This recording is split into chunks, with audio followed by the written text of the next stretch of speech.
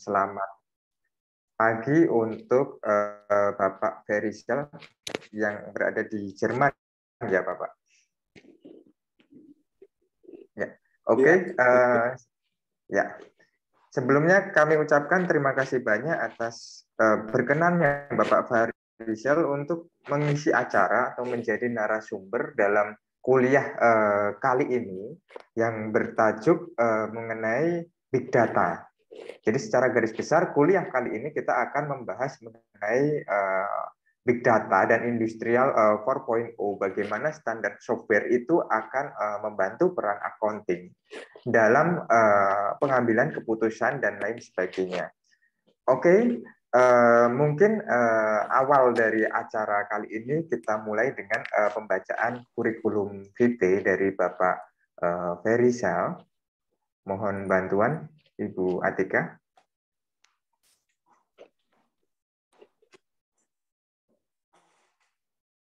Ya, terima kasih Ibu Atika. Sebelumnya pasti ada istilah tak kenal maka tak sayang. Nah, narasumber kali ini di pertemuan kali ini yang mengenai Big Data adalah Bapak Ferizal Ramli. Beliau memiliki pendidikan formal dari sarjana terapan Universitas Gadjah Mada, kemudian sarjana di UPNVI atau Universitas Veteran Yogyakarta, Pak Farizal kalau tidak salah. Kemudian melanjutkan ya Universitas Pembangunan Nasional Veteran Yogyakarta. Jadi beliau itu mulai berkarir sejak sarjana di Indonesia, kemudian melanjutkan studinya di Master in Business Consulting di Furtwagen University, kemudian Master in Data Information Management di Universitas Hamburg. Kemudian beliau juga memiliki pendidikan profesional. Di antaranya adalah 3 pendidikan profesional di standar software SAP, yaitu ada HANA On-Premise and Cloud Technology Platform Financial Supply Chain Management, Blockchain and Master Data Governance. Kemudian standar software SAP pada Financial and Controlling Logistic and Project System. Kemudian standar software SAP untuk ABAP Program Language, Business Intelligence and Customer Relationship Management. Di samping itu, beliau juga memiliki sertifikasi Chartered Certified Accounting dari ACCA London English, kemudian Chartered Management Accounting dari ACME London English, dan beliau juga ini yang menjadi hal istilahnya hal yang menarik, yaitu menjadi Trading Master Frankfurt Stock Exchange. Kemudian ada derivatif financial product yang terbagi menjadi derivatif financial project dari Customers Bank Academic dan HSBC Bank Academic. Halo? Iya, Bapak? Saya nggak mendengar. Gimana, Pak? Tidak. Belum masuk suara kah? Oke. Saya sekarang mendengar. Oh iya. Baik, Bapak. Sedikit saya tidak mengambil certified-nya untuk Chartered pendidikannya. Oke. Jadi pendidikannya itu. Baik. Ya, terima kasih Bapak. Jadi Pak Ferizal ini hanya sedikit perbaikan, Pak Ferizal ini mengambil pendidikannya, belum mengambil ke sertifikasinya ya Bapak? Tidak mengambil. Tidak mengambil. Oke, baik. Kemudian untuk pengalaman kerja dari Bapak Ferizal ini sebetulnya sudah dimulai semenjak tahun 1997. Hanya saja saya mengambil 3 pengalaman kerja terakhir, yaitu pada tahun 2004 sampai dengan 2017, beliau bekerja sebagai Management and IT Standard Software Consultant untuk multinational company di Jerman. Salah satu klien beliau adalah BMW Group yang berada di Munchen, dengan waktu itu memiliki jumlah pekerja sebanyak 102.000 dan jumlah pendapatan sebanyak 68,8 billion euro. Kemudian pada tahun 2013 sampai dengan 2017, beliau berkarir menjadi Business Development Director and Principal Consultant di Abier Eropa BV di Nederland. Kemudian 2018 sampai dengan saat ini beliau menjadi SAP Principal Consultant di Munchen and Dasselfort, Jerman, ya Pak? Düsseldorf. Düsseldorf, Jerman. Oke. Nah, mungkin untuk konten kali ini kita akan membahas mengenai big data dan perannya terhadap industrial 4.0 ya Bapak, secara garis besar. Nah, mengenai integrated reporting dan standar software ERP based on big data for accounting. Mungkin untuk mempersingkat waktu, kami persilahkan Bapak Ferizal untuk melanjutkan presentasi terkait dengan materi yang sudah dipersiapkan. Ya. Tapi saya tidak melihat kehadiran mahasiswanya ya di sini. Kehadiran mahasiswa ada di partisipan, Bapak. Baik. Oh iya, benar. Itu ada 79 ya. Terima kasih, Pak Rudi. Yap. Panggil Mas, jenengan lebih muda daripada saya. Selamat siang, adik-adik semua. Terima kasih untuk kesempatan ini. Jadi, sedikit tentang saya sekarang prinsipal. Prinsipal itu dalam level hierarkis konsultan itu tertinggi. Jadi paling rendah adalah junior consultant, lantas naik consultant, lantas senior consultant, managing consultant, senior managing consultant, dan baru prinsipal. Jadi kalau misalnya konsultan, junior consultant itu letnan, konsultan itu kapten, senior consultant itu mayor misalnya, managing consultant letnan kolonel, senior managing consultant itu kolonel, maka prinsipal itu sudah di atas itu. Jadi seperti itu. Dan saat ini saya bertanggung jawab untuk laporan keuangan untuk laporan keuangan di 47 negara, dan makanya saya tidak mempersiapkan banyak hal karena sekarang akhir tahun untuk menutup laporan keuangan. Nah, sekarang ada isu menarik kalau Anda harus bicara, harus memahami yang namanya adalah IT. Itu harus Anda pahami. Jadi, akuntansi adalah ilmu dan kompetensi Anda, dan Anda harus dalam menguasai akuntansi itu, sangat dalam. Jadi, Anda harus tahu apa itu laporan keuangan, membuat laporan keuangan bagaimana, laporan keuangan konsolidasi seperti apa, berdasarkan PSAK, mungkin juga Anda perlu sedikit banyak membaca apa itu US GAAP atau standar akuntansi Amerika. Tapi yang lebih penting lagi selain PSAK atau standar akuntansi Indonesia, Anda juga perlu sedikit banyak membaca tentang IFRS atau standar akuntansi internasional. Jadi, pengetahuan Anda di bidang akuntansi itu dan juga tentu saja Anda perlu memahami yang sekarang isu terbaru adalah laporan integratif, yaitu tidak cuma laporan keuangan, tapi laporan integratif. Itu pun perlu Anda baca dan Anda pahami. Selain dalam akuntansi, ada yang namanya akuntansi manajemen. Itu semua adalah core kompetensi Anda sebagai mahasiswa akuntansi untuk didalami. Hanya akuntan itu beririsan dengan informasi dan teknologi informasi yang kita kenal dengan IT. Maka pengetahuan Anda tentang IT itu harus diperluas. Tidak perlu dalam, tidak perlu menguasai IT secara dalam, karena itu sebuah ilmu yang sangat susah, sesusah akuntansi, tapi Anda paling tidak update tentang yang namanya pengetahuan di bidang IT. Itu sebabnya, ketika Anda bicara akuntansi, Anda juga harus involved dengan masalah IT. Sekarang kita punya 4 masalah besar buat orang Indonesia. Buat profesi di Indonesia, termasuk profesi akuntansi. Masalah pertama apa? Kita punya masalah yang namanya krisis pandemi COVID. Itu masalah yang pertama. Semuanya goncang. Kita punya masalah yang kedua adalah yang saat ini sedang tren yang kita kenal dengan industri 4.0. Nanti kita bahas secara dalam. Apa itu industri 4.0? Yang ketiga, kita punya masalah yang namanya climate change, di mana bumi semakin panas, semakin tidak nyaman, dan lain-lain, dan kita harus bicara tentang ekonomi, harus berdasarkan jangan sampai merusak lingkungan. Selama ini adik-adik pahamin dari mana sebetulnya adik-adik makan. punya uang. Dari mana sesungguhnya? Pahamin, adik-adik punya uang makan, maupun orang tua adik-adik, maupun banyak orang di dunia ini makan, punya uang, itu karena kita mengambil sumber daya alam dari bumi. Kita ambil. Apakah batu bara, minyak, dan lain-lain. Itu kita ambil. Nah, ketika kita ambil, terus kita olah, maka menghasilkan satuan ekonomi, uang, dan keuntungan, kita saat ini sebetulnya sedang merusak. Karena sesuatu kita ambil dari lingkungan. Kalau dulu, laporan keuangan itu cuma bicara tentang bagaimana menghasilkan untung. Jadi tidak pernah bicara tentang bagaimana kita merusak lingkungannya, nggak pernah dihitung.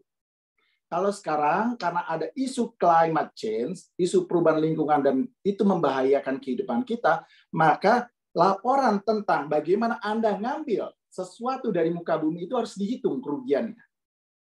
Itu harus dilaporkan.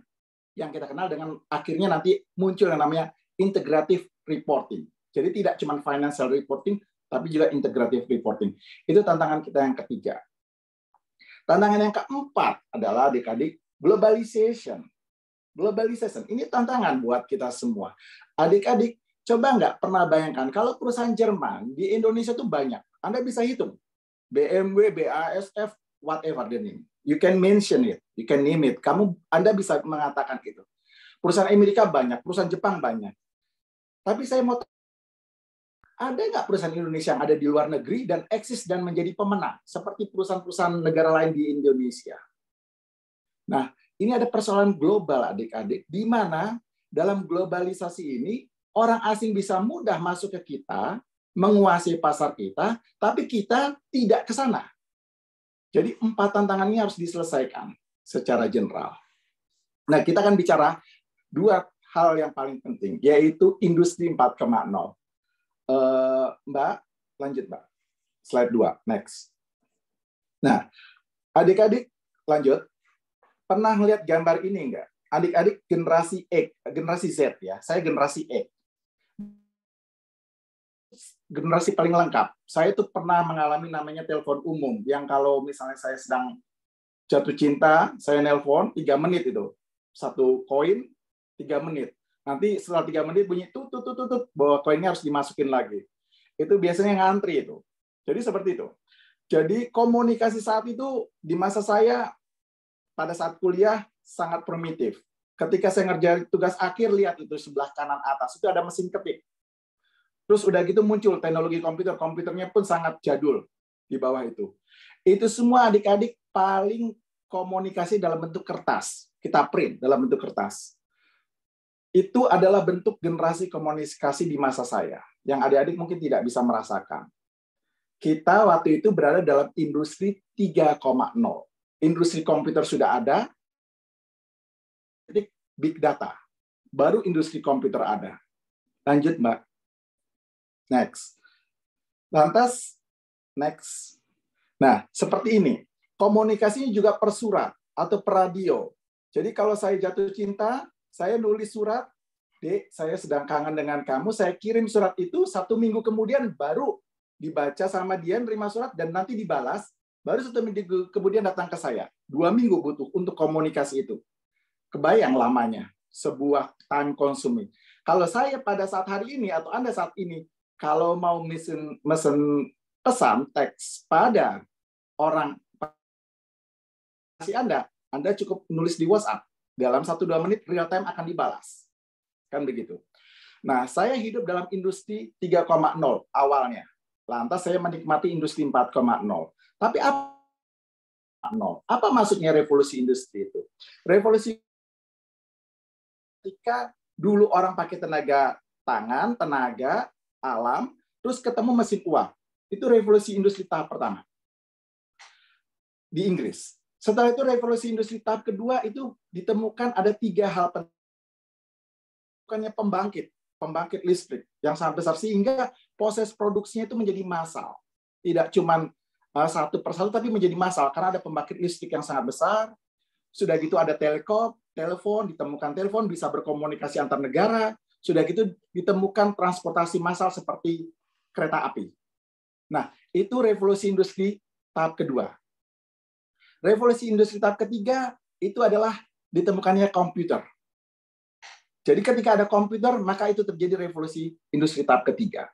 Lantas semenjak 2013 itu diinisiasi di Hanover, maka dunia memasuki revolusi industri keempat. Apa itu revolusi industri keempat? Next slide. Slide selanjutnya. Nah, dalam revolusi industri keempat, itu ada beberapa poin yang adik-adik perlu pahami. Yaitu poin pertama, digitalisasi. Kembali balik dulu, Mbak. Poin pertama adalah digitalisasi. Poin selanjutnya adalah yang kita namakan mobile atau user unique.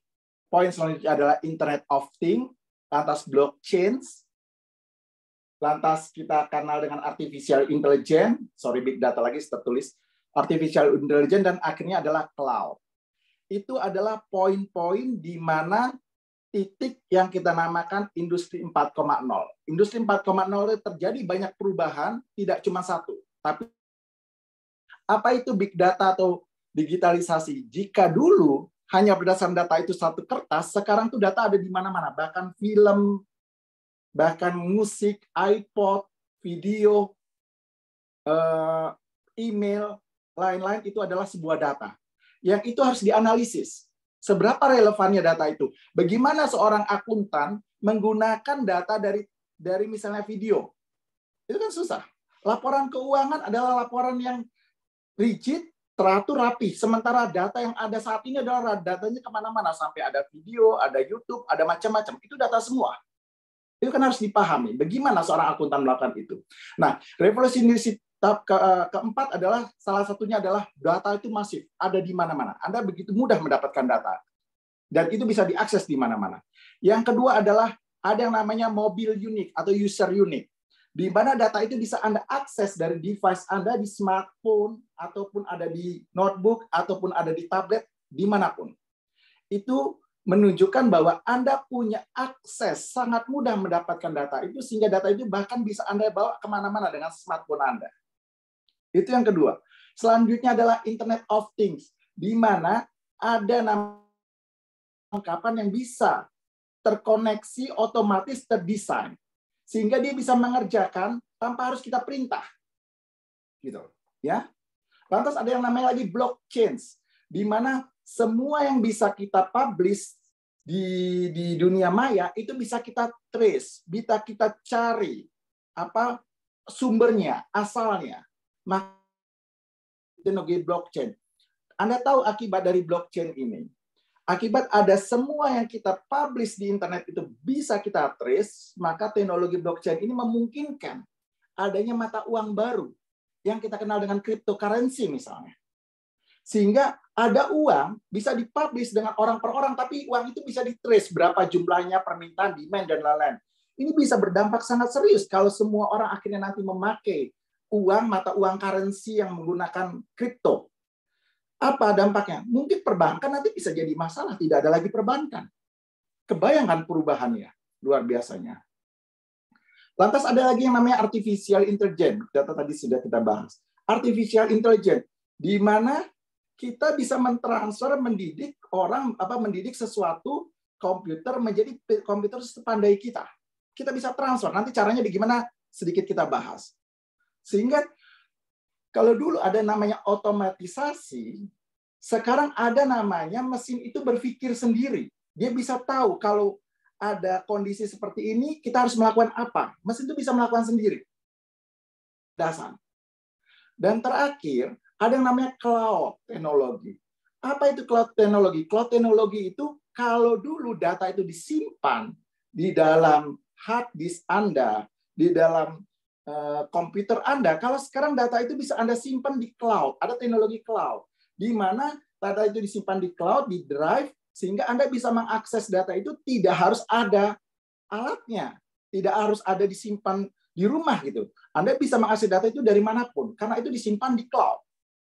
Jadi hal-hal seperti ini menyebabkan kita mengalami namanya revolusi industri 4.0. Nah, sekarang Kita masuk ke poin berikutnya adalah big data. Di big data ini kebayang adik-adik, ini adalah riset tahun 2017, big data. Halaman berikutnya. Ini big data, kebayang. Dalam riset di big data itu, Anda bisa lihat berapa banyak user menggunakan email, berapa banyak Twitter digunakan, berapa banyak YouTube digunakan, diupload, dan lain-lain. Begitu sangat hiruk pikuknya data bertaburan di dunia online maya yang itu memberikan informasi sesungguhnya buat kita. Karena sangat masifnya, sangat tidak bisa kita bayangkan besarnya, maka kita mengenal dengan istilah akhirnya big data. Tapi data ini untuk apa? Data ini kan harus dianalisis. Nggak bisa data ini dibuat sembarangan. Orang datanya bertaburan banyak, masa nggak bisa kita gunakan dari data-data yang bertaburan banyak ini? Datanya harus dianalisis, tapi dianalisis itu kan tidak boleh pakai persepsi. Dianalisis itu kan harus ada sebuah sainsnya, ada ilmunya. Anda tidak bisa melihat sebuah foto, tentu saja Anda boleh berpendapat atas foto itu, tapi kan Anda harus menggunakan metodologi sains bagaimana data foto, data iPod, data YouTube itu bisa digunakan untuk pengambilan keputusan misalnya. Nah, itu ada ilmunya untuk melakukan seperti itu. Nah, di sini atas data-data yang begitu banyak dari internet dan lain-lain, maka ada dua titik yang Anda harus pahami. Titik profesi sebagai informatiker dan titik profesi sebagai accounting. Sebagai informatiker atau data scientist, Anda perlu menganalisis data tersebut.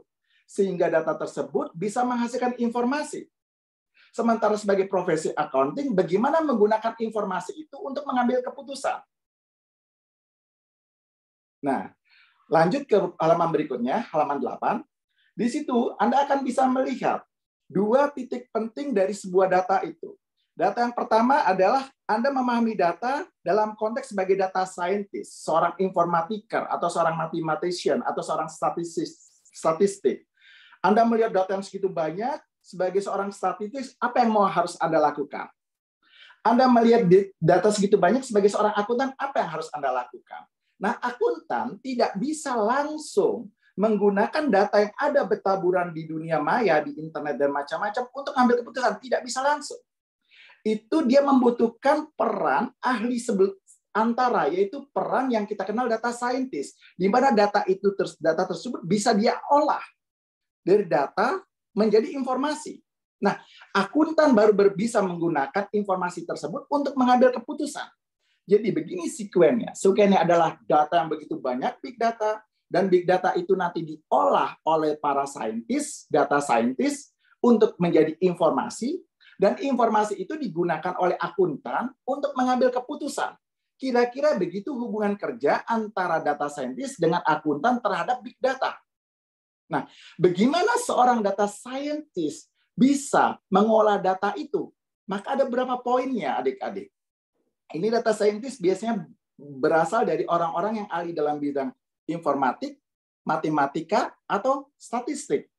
Yang dia lakukan pertama, mereka harus punya kompetensi di bidang programming language dalam big data.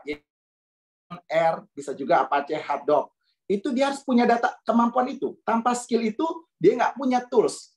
Karena nggak mungkin itu dilakukan secara manual, itu harus dilakukan melalui komputer. Dan itu program-programnya. Anda tidak perlu harus menguasai itu, Anda cuma cukup tahu. Jadi diperlukan skill untuk mengelola data, skill dalam bidang tools, yaitu skillnya yang dikatakan skill programming language. Setelah itu harus punya kemampuan yang namanya kemampuan statistik dan matematika model, serta algoritma. Jadi big data itu kan harus kita buat analisa statistik dan matematik, seperti analisa tren, regresi, non-regresi, dan lain-lain. Saya tidak menguasai statistik, saya cuma memberi contoh saja. Jadi sebuah data dengan tools yang ada, dengan tools programming language-nya, maka dibuat permodelannya dalam model statistik, matematik, dan menggunakan logika algoritma. Itu yang kedua. Yang ketiga, data yang banyak itu untuk dianalisa kan sulit kalau dianalisanya di komputer. Tapi maksud saya di dalam hard disk komputer. Maka biasanya itu data-data itu berada di cloud atau di teknologi cloud, teknologi penyimpanan di awan gitu. Di cloud. Nah, data yang banyak di cloud itu kan perlu dianalisis. Nah, perlu digunakan, didaya gunakan. maka diperlukan kemampuan skill dalam bidang IP untuk supaya data-data itu yang ada di cloud bisa digunakan. Itu orang IT yang harus menguasai. Lantas untuk menganalisisnya dari data-data itu ada yang namanya big data teknologi analisis. Bisa menggunakan open source seperti dari Google atau Linux dan lain-lain. Itu juga bukan kita, mereka yang ahli. Terakhir, setelah itu semua dilakukan, ada para ahli informatika membuat namanya tools, namanya aplikasi. Yang aplikasi ini biasanya sangat penting dan relevan untuk akuntan. Ya, jadi data itu dengan bahasa pemrograman dianalisis menggunakan metode statistik maupun matematik dengan logika algoritma, dan data itu tentu saja harus menggunakan cloud karena tidak bisa data itu sangat besar, jadi harus menggunakan teknologi cloud. Dengan cloud lalas akhirnya ada dua solusi. Dengan open source Anda bisa menganalisis itu menggunakan Google, Linux, dan lain-lain. Tapi juga Anda bisa menggunakan analisis itu, para informatika membuat namanya software yang dikenal dengan software business intelligence. Seorang akuntan biasanya menggunakan data-data yang sudah dihasilkan oleh software yang kita namakan business intelligence. Begitu adik-adik. Nah, tugas dari raw material data begitu banyak sampai menghasilkan informasi, maka itu adalah tugas para data scientist, informatiker, mathematician, maupun statistician. Itu sudah menjadi informasi. Itu menjadi tugas akuntan untuk menggunakan informasi itu dalam mengambil keputusan. Nah, ada 3 software penting yang para akuntan itu biasanya menggunakan untuk mengambil keputusan. Software pertama yang kita kenal namanya Enterprise Resources Planning atau ERP atau standar software. Jadi semua transaksi-transaksi yang ada di perusahaan ini biasanya dicatat, direkod, dirapihkan semua secara real time. Artinya saat transaksi detik itu juga menjadi informasi oleh sebuah software yang kita namakan Enterprise Resources Planning atau standar software. Ya, semua prosesnya. Apa maksudnya prosesnya? Prosesnya kita kenal adalah proses supply chain management. Jadi gini adik-adik, proses di perusahaan itu kalau bertransaksi kan adalah menggunakan istilah supply chain management dari supplier atau pemasok mengirimkan bahan-bahan, barang material ke perusahaan kita. Lantas sama perusahaan kita diproduksi menjadi sebuah barang. Lantas barang itu dijual ke customer. Nah, sebuah siklus atau sebuah aliran dari pemasok atau supplier ke company, perusahaan kita untuk kita produksi, lantas kita jual ke customer kita, namanya proses itu kita kenal dengan supply chain management. Itu semua transaksi-transaksinya akan dicatat oleh Enterprise Resources Planning. Berikutnya, setelah itu selesai, maka akan menghasilkan banyak informasi. Informasi tersebut bisa dianalisis dan digabungkan dengan informasi luar perusahaan. Ya, informasi dari luar perusahaan kita kenal dengan informasi big data, data dari luar kemana-mana. Nah, itu harus kita combine-kan informasi itu. Nah, mengcombine-kan informasi yang ada di perusahaan melalui supply chain management dari ERP dengan informasi dari berbagai hal yang relevan untuk perusahaan, maka mengcombine-kannya kita kenal dengan sebuah software yang kita kenal software business analytics. Begitu. Selanjutnya, setelah itu sudah dikombinasi menghasilkan informasi, informasi itu perlu dianalisa. Bagaimana analisanya bisa menghasilkan sebuah prediksi buat perusahaan? Bagaimana analisanya untuk mereview perusahaan? Bagaimana analisanya untuk memberi alternatif keputusan buat perusahaan? Itu semua ada software yang kita kenal dengan softwarenya Business Analytics. Begitu ya. Nah, setelah itu semua, maka akan disajikan dalam tiga kerangka laporan. Yaitu laporan pertama adalah adik-adik kenal dengan laporan manajemen atau ad hoc report, yaitu laporan untuk kepentingan perusahaan internal, ya, yang itu bebas, terserah kebutuhan perusahaan sesuai dengan bisnis analytics-nya. Yang kedua adalah laporan financial report, yang itu harus berdasarkan standar akuntansi, karena untuk pihak luar, supaya pihak luar juga bisa paham, maka harus ada standarnya. Yang report berdasarkan standar, kalau di Indonesia mungkin namanya PSAK, saya nggak ngikutin, sudah 20 tahun nggak di Indonesia jadi lupa, mungkin namanya PSAK, atau di Jerman misalnya HGB, Handelsgesetzbuch, atau kalau internasional itu IFRS, International Financial Statement Report, atau di Amerika US GAAP. Itu kita kenal dengan namanya financial report. Lantas selanjutnya ada lagi kebutuhan yang mendasar, itu baru-baru ini yang kita kenal, yaitu report itu tidak cuma bicara pada finansial keuntungan perusahaan, tapi juga bicara tentang dampak ekonomi dalam ekonomi secara keseluruhan. Perusahaan itu terhadap ekonomi. Bicara juga tentang dampak sosial. Bagaimana sosial impact-nya masyarakat mendapatkan keuntungan di situ. Bicara juga tentang laporan dampak lingkungannya. Bagaimana lingkungan terdampak atas aktivitas perusahaan itu. Nah, ketiga hal itu, yaitu dampak ekonomi, dampak sosial, dan dampak lingkungan, digabung dengan laporan keuangan, kita namakan dengan integrated report. Seperti itu adik-adik. Next, ke halaman selanjutnya. Nah, di sini adik-adik, ada beberapa kata kunci ketika adik-adik bicara tentang big data. Jadi data itu terbagi kira-kira dalam 3, yaitu data yang tidak terstruktur, data semi-structure, dan data Data yang tidak terstruktur itu sudah kita bahas, itu ada di big data seperti email, video, foto, audis, dan lain-lain. Itu data yang tidak terstruktur. Nah, untuk menstrukturkannya kita sudah bahas, itu butuh data scientist untuk melakukan data itu menjadi terstruktur, menjadi sebuah informasi yang kita butuhkan.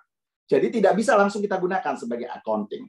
Data tidak terstruktur itu. Itu perlu ada sebuah teknologi yang kita kenal dengan teknologi business intelligence, atau juga kita kenal dengan teknologi big data, teknologi analisis. Jadi itu butuh teknologi itu untuk melakukannya.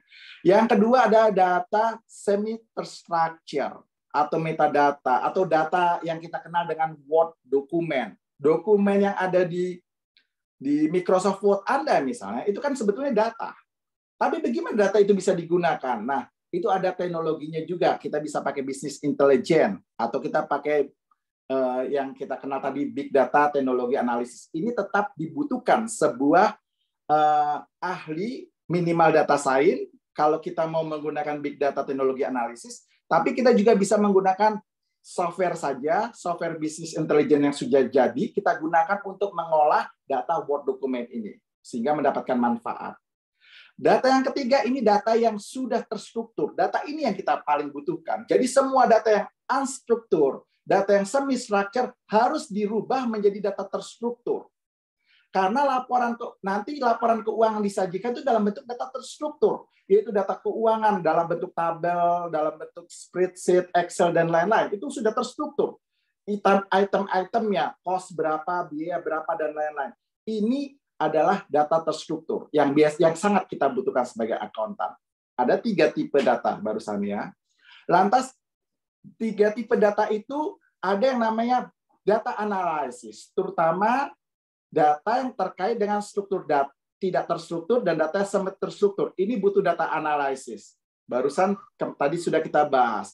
Butuh data scientist, ahli pakar yang menganalisis, yaitu orang informatika, matematika, atau statistik. Butuh data analytics teknologi yang tadi kita sudah bahas, harus bisa programming language, harus ngerti algoritma, matematika model, dan lain-lain. Gitu.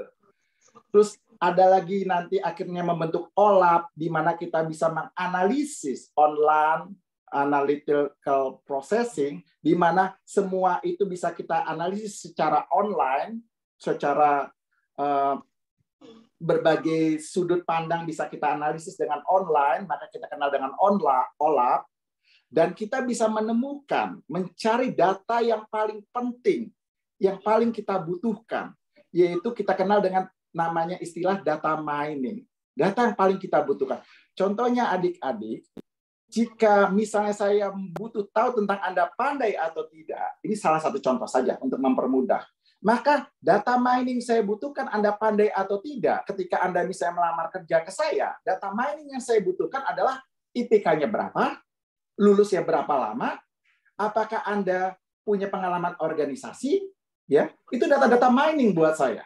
Apakah Anda punya kemampuan bahasa Inggris yang baik, itu adalah data-data mining. Dari sekian banyak tentang diri Anda, ketika Anda melamar kerja, maka data mining, data yang saya butuhkan adalah data-data seperti itu. Sama. Nah, untuk mencari data, mana yang paling penting dan paling bermanfaat, kita kenal dengan namanya data mining. Begitu. Lantas, cloud computing kita sudah jelaskan, semua data itu disimpan di dalam sebuah cloud.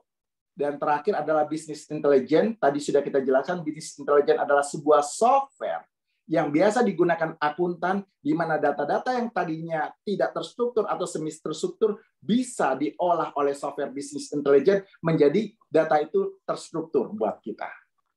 Itu adalah big data analysis. Setelah itu dianalisis dengan big data analysis, maka akan ditampilkan yang kita kenal dengan data presentasi. Yaitu ada 2 titik penting, yaitu melalui dashboard. Jadi Anda tahu dashboard kan? Dashboard itu kayak kalau naik pesawat itu kan ada instrumen panelnya, layar dan lain-lain. Maka itu ditampilkan dalam dashboard itu ada teknologinya, ya. Di bisnis analitik biasanya ada dashboardnya. Anda bisa melihat pertumbuhan perusahaan seberapa, efisiensi seberapa, itu ada dashboardnya semua. Lantas bisa ditampilkan dalam visualisasi, baik itu 3 dimensi, berapa dimensi dan lain-lain. Itu tampilan data presentasi. Nah, setelah itu semua, data itu menjadi informasi karena sudah ditampilkan dalam dashboard dan sudah menjadi visualisasi, maka data itu bisa berguna bagi kita. Ada 2 titik penting, yaitu untuk predictive analysis. Data itu bisa memprediksi apa yang terjadi ke depan di masa depan, dan juga bisa prescriptive analysis, bahwa data-data itu bisa memberikan kita masukan alternatif solusi apa yang harus kita lakukan. Atau mereview keberhasilan apa yang sudah kita lakukan. Jadi begitulah caranya dari data raw material yang tidak terstruktur menjadi sebuah informasi yang menghasilkan nilai predictive analytics dan prescriptive analytics. Next, lanjut ke selanjutnya. Nah, ada titik penting dalam industri 4.0. Tadi kita sudah bahas ya, industri 4.0 itu bicara big data dan digitalisasi. Industri 4.0 bicara tentang mobile user atau unique user, dengan di mana device bisa kita pakai di mana-mana secara mobile. Lantas industri 4.0 juga bicara tentang cloud computing, di mana data-data itu bisa disimpan di cloud, tidak harus di satu tempat, tapi bisa di cloud dimanapun sehingga bisa diakses di seluruh dunia. Lantas juga industri 4.0 itu bicara tentang blockchain, di mana semua data yang dikeluarkan bisa di-trace dari mana sumbernya dan bisa dipertanggungjawabkan dari mana sumbernya. Lantas ada lagi teknologi yang kita kenal, saya lupa, itu ada 5 ya. Teknologi, dan satu lagi yang kita kenal dengan teknologi Internet of Things. Dan terakhir, paling penting adalah artificial intelligence. Selain big data, ada yang juga titik penting artificial intelligence buat akuntan. Artificial intelligence itu adalah bagaimana membuat mesin atau sistem itu sepintar kita. Bagaimana kita menaruh informasi sehingga mereka sepintar kita, sehingga dia bisa mengambil keputusan sendiri. Sehingga banyak keputusan, mungkin 80% dari keputusan itu bisa dilakukan oleh mesin tanpa ikut campur kita. Itu adalah karena kita memberikan kecerdasan pada mesin itu, pada komputer itu. Nah, pemberian kecerdasan itu kita namakan artificial intelligence. Bagaimana sih caranya mesin itu jadi cerdas? Caranya begini, kelebihan dari komputer adalah dia punya memori yang besar. Jadi, komputer itu kita ajarin. Pertama kita ajarin yang namanya anjing, misalnya seperti ini loh. Yang namanya kucing seperti ini loh. Diberitahu atribut-atributnya. Kalau anjing itu telinganya seperti apa, hidungnya seperti apa, wajahnya bagaimana, itu diberitahu sebagai atribut-atributnya, sehingga komputer tuh ngerti. Kalau kucing itu seperti apa, diberitahu. Pertama didefinisikan atribut-atributnya, sehingga ngerti. Setelah komputer itu sudah punya gambaran, lantas diberi contoh. Kalau contoh gambar ini berarti anjing, gambar ini anjing, gambar ini anjing, gambar ini kucing, gambar ini kucing, gambar ini kucing. Ketika contohnya dalam bentuk jutaan, semakin banyak contoh itu diberikan pada komputer, pada mesin, maka semakin cerdas dia. Maka ketika itu jutaan, maka dengan cepat si mesin atau si komputer ini langsung bisa mengidentifikasi, oh benda ini anjing, oh benda ini kucing. Seperti itu. Filosofis membangun contoh, memberi kecerdasan pada mesin. Ya, begitu. Nah, ketika mereka mesin itu sudah cerdas, sudah ngerti seperti manusia, sudah kita transfer semua, ya mereka bisa mengerjakan seperti apa yang dikerjakan oleh manusia, mungkin kecuali rasa yang mungkin kita belum bisa transfer, seperti rasa jatuh cinta, marah, atau apapun. Tapi kecerdasan ini kita sudah bisa transfer. Itu yang kita namakan artificial intelligence, yang itu ada dalam industri 4.0. Nah, lantas kita masuk selanjutnya ke yang agak relevan dengan akuntansi. Setelah Anda belajar tentang industri 4.0 dan berbagai poinnya, dan teknologinya, dan relevansinya dengan pengambilan keputusan, sekarang kita masuk tentang apa sesungguhnya yang ada dalam tugas aktivitas kita sebagai akuntan. Yaitu kita harus mencatat informasi yang terjadi pada bisnis proses perusahaan kita. Itu kan tugas dari akuntan. Nah, bisnis proses itu seperti apa sesungguhnya? Sesungguhnya, Anda pasti sudah belajar ketika sekolah dulu, ketika di kampus, next. Jadi bisnis proses itu kita dilihat dari dua perspektif. Perspektif pertama, ada perspektif struktur, organisasi. Maka dalam perusahaan yang Anda belajar dalam bidang manajemen, itu namanya fungsi-fungsi perusahaan. Yaitu paling atas adalah fungsi tertinggi sebagai pemimpin. Lantas ada lagi fungsi bidang keuangan, fungsi sebagai administrasi termasuk support sistem dan lain-lain, fungsi operasi yang melakukan produksi terhadap barang dan jasa, terus ada lagi fungsi untuk quality terhadap produk, keamanan dan lain-lain, dan terakhir adalah fungsi penjualan marketing. Kira-kira seperti itu. Ada yang lebih detail lagi, ada yang mengurangi lagi, ada yang cuma bilang fungsi keuangan, fungsi operasi, fungsi HRD, dan lain-lain. Tapi kira-kira saya mau beritahu bahwa secara perspektif bisnis, organisasi, struktur organisasi, maka perusahaan itu dibagi berbagai fungsi. Ada fungsi umum, ada fungsi keuangan, ada fungsi HRD atau human resource, ada fungsi operasi, fungsi produksi, fungsi lain-lain. Kira-kira seperti itu. Tapi juga ada dalam bentuk perspektif bisnis proses, ya. Jadi kita next ke selanjutnya. Di mana dalam perspektif bisnis proses itu, adik-adik, sebetulnya tujuan perusahaan itu berdiri apa sih? Tujuan perusahaan berdiri adalah bagaimana mereka bisa menghasilkan sebuah produk, barang, dan jasa. Itu tujuan dari sebuah perusahaan berdiri. Nah, bagaimana tuh proses itu? Proses itu kita namakan supply chain management. Proses itu. Dalam supply chain management, adik-adik, ada 3 proses penting. Proses pertama adalah proses utama yang kita kenal dengan namanya core process. Core process adalah proses dari di mana barang dan bahan baku dari pihak pemasok kita kirim ke perusahaan untuk kita produksi menjadi barang atau jasa, lantas kita jual ke customer. Nah, proses ini kita kenal dengan namanya core process, yaitu proses bagaimana kita meng-create, menghasilkan sebuah value dari sebuah bahan baku menjadi sebuah barang dan jasa yang bisa kita konsumsi. Nah, itu semua kita namakan supply chain management sebagai core process. Tapi core process itu membutuhkan 2 proses pendukung penting. Proses pendukung pertamanya adalah apa? Proses pendukung pertama yang utama adalah manusianya. dibutuhkan manusia untuk mengerjakan itu semua. Makanya ada lagi yang namanya supply chain management dalam bentuk human resource. Ya. Yang kedua adalah di mana ada proses informasi keuangan. Slide-nya next, Mbak, ke slide halaman 13. Informasi keuangan. Jadi core prosesnya adalah tadi dari supplier ke perusahaan ke customer, lantas ada yang namanya proses pendukung, supporting proses, yaitu manusia atau human resource. Lantas ada lagi informasi pendukung adalah informasi uangnya. Semua itu kan membutuhkan modal untuk membeli barang, untuk membiayai produksi, membayar gaji, juga untuk membiayai marketing. Itu ada juga mendapatkan masukan nanti setelah dijual kita menerima uang. Itu ada sebuah aliran uang. Itu juga informasi. Itu juga adalah proses supply chain di bidang supporting dalam bentuk uang. Lantas ada lagi proses supporting dalam bentuk informasi. Itu semua harus dicatat. Yang itu adalah tugas akuntansi.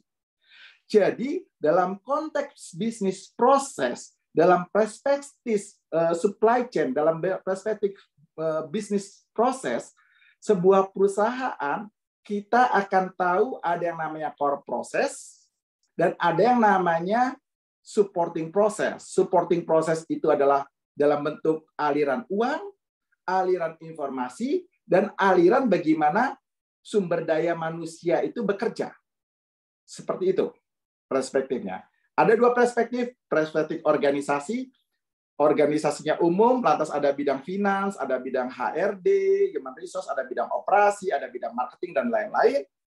Ada juga perspektif yang kedua, ada perspektif supply chain, yaitu adalah core supply chain, yaitu aliran barang dan jasa dari pihak supplier ke perusahaan diproduksi dan dijual ke customer, itu core prosesnya. Lantas ada supporting prosesnya, yaitu uang yang digunakan dan uang yang didapat, dan alirannya itu semua adalah supporting proses. Lantas ada lagi alirannya adalah orang yang mengerjakan itu semua, dan ada lagi adalah informasi. Itu adalah supporting prosesnya. Next. Nah, dari itu semua, adik-adik, kita harus mencatat itu semua secara rapi. Anda nggak bisa mencatatnya pakai tangan dan lain-lain. Anda harus mencatat dengan sebuah software atau sistem.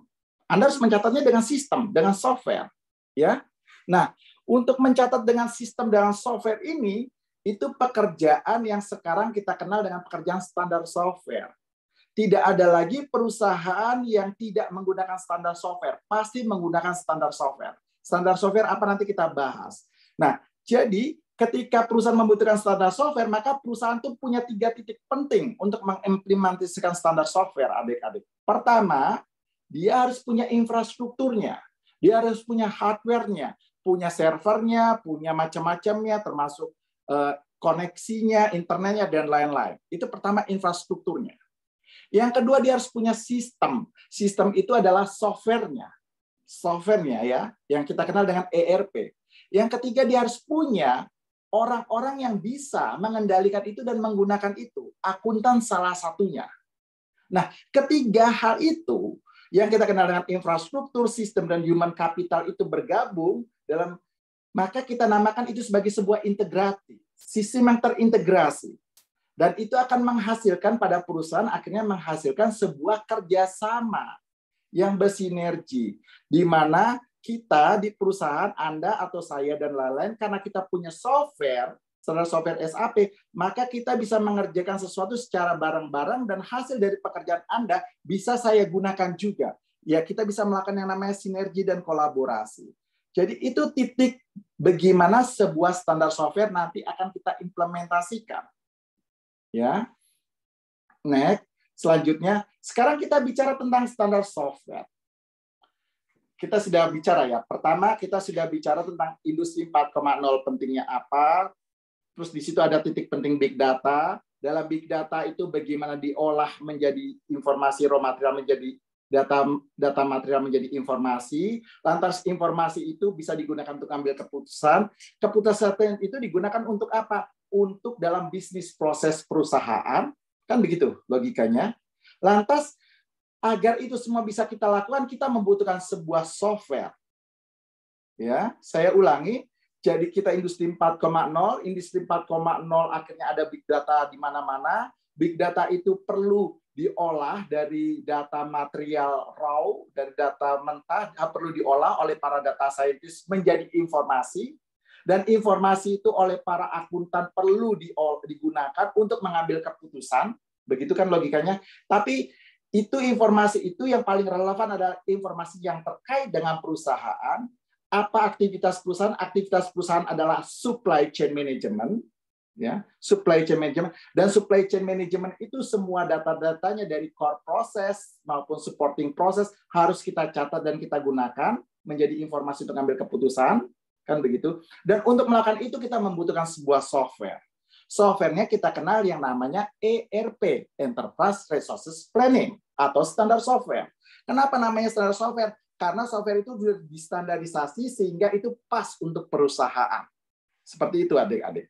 Nah, keuntungan dari menggunakan Enterprise Resources Planning ada seperti yang saya katakan tadi, yaitu perusahaan bisa mendapatkan informasi apa yang akan terjadi sehingga dia bisa mengambil keputusan yang baik, dan perusahaan bisa mendapatkan feedback, bisa mengevaluasi sehingga keputusan-keputusan apa yang nanti akan diambil. Jadi kalau Anda menggunakan ERP, maka ada bisa mendapatkan informasi yang sangat lengkap, dan informasi itu bisa digunakan untuk pengambilan keputusan maupun untuk memprediksi masa depan. Itu keuntungan menggunakan ERP. Tapi apa ERP itu? Naik ke halaman 17. Sebelum kita bicara apa ERP itu, apa itu standar software, maka ada tahapan di mana orang bisa membeli software, tapi bisa juga membuat software. Software yang dibeli maupun software yang dibuat. Nah, untuk menentukan software itu bagus atau tidak, jadi tahu dari mana software ini bagus atau tidak.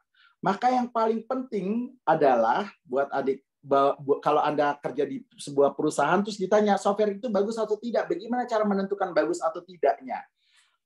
Cara menentukannya Anda harus melihat sejarahnya software itu sudah berapa lama ada di pasar, di market. Sudah berapa lama. Semakin dia eksis lama, maka semakin bagus software itu. Karena software yang tidak bagus, ketika terjadi perubahan teknologi, software itu tidak lagi update. Dia akan obsolete, dia akan usang. Sementara perusahaan itu kan prinsip akuntansinya adalah going to life, selalu hidup. Ya, continue sampai akhir zaman. Jadi kalau Anda sudah melihat sebuah software yang umurnya baru pendek, masih baru 5-4 tahun, Anda tidak bisa mengatakan software itu bagus. Nggak bisa. Anda butuh 30 tahunan gitu untuk mengatakan software itu bagus. Karena siapa tahu ada perubahan teknologi, software ini sudah tidak bisa adjustment sehingga software itu menjadi absolut atau usang. Akhirnya perusahaan nggak bisa menggunakan software itu, bahaya sekali. Data-data informasinya hilang. Begitu ya. Jadi satu adalah software itu harus punya waktu yang lama dalam sukses. Yang kedua, si komplain terhadap software itu relatif kecil. Itu harus dicari. Komplainnya banyak nggak? Jadi harus mencarinya cuma 1-2 hari, tapi dilihat dalam berapa puluh tahun ke belakang. Gitu. Banyak nggak komplainnya? Kalau komplainnya tidak banyak, berarti software itu bagus. Jadi waktu itu penting untuk menentukan. Yang ketiga, tentu saja Anda harus lihat banyak nggak ahlinya yang bisa kita dapatkan. Hati-hati ya adik-adik. Kalau menerapkan sebuah software di perusahaan, jika ahlinya tidak banyak itu berbahaya. Misalnya ada sebuah perusahaan namanya A. Lantas dia membuat software sendiri misalnya. Membuat software sendiri. Akhirnya bagus. Kata perusahaan itu bagus. Tiba-tiba yang membuatnya itu pindah kerja. Atau yang membuat itu meninggal misalnya. Terus nanti kalau ada apa-apa bagaimana dong dengan software itu? Software itu nggak bisa digunakan lagi. Kan bisa hancur semua bisnis proses perusahaan. Transaksinya bisa rusak. Tidak bisa digunakan. Itu data-data bisa hilang semua. Itu berarti software itu secara kualitas tidak bagus. Karena tidak ada orang yang bisa menggantikan jika terjadi sesuatu. Software yang bagus tuh begitu tidak ada orang, begitu orang itu pindah, yang biasa ngerjakan itu pindah, langsung bisa kita ganti. Software yang bagus itu seperti itu. Ya, jadi ada 3 hal melihat software bagus itu. Dia sudah lama tetap masih eksis, udah 30 tahun tetap masih eksis, terus dilihat komplainnya tidak banyak dalam waktu panjang, terus juga banyak orang yang mengerti di situ dan bisa kita gantikan jika diganti orangnya. Ya, itu untuk cara memilih software yang bagus. Nah, seperti apa tuh software? Next, di halaman berikutnya. Standar software itu di market saat ini ada banyak. Salah satunya Oracle, SAP, saya spesialisnya, ada lagi Microsoft, Sage, dan lain-lain. Nah, dari semua yang banyak itu, tapi tentu saja ada yang buatan sendiri, seperti juga di Indonesia ada yang namanya Jahri Accounting, kalau nggak salah ya.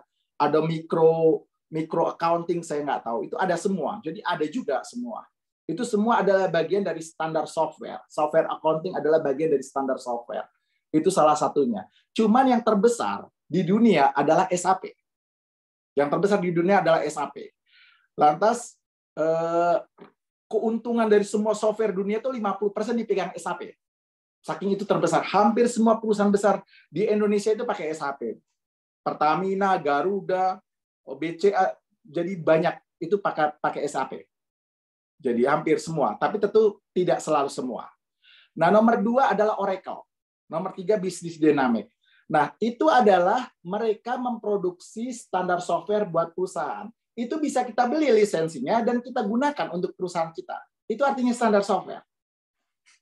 Nah, kita bicara SAP. Karena saya sebagai contoh standar software SAP. Kita bicara SAP karena saya ngertinya SAP. Yang lain saya tidak ngerti. Tapi sama ya, kualitasnya sama. Saya tidak bicara kualitas, saya cuma bicara yang saya ngerti. Kita bicara SAP. Sebentar, saya ada pesan. Sebentar, saya ada pesan. Oke. Nah, kita bicara SAP. Dalam SAP itu, yang menarik adalah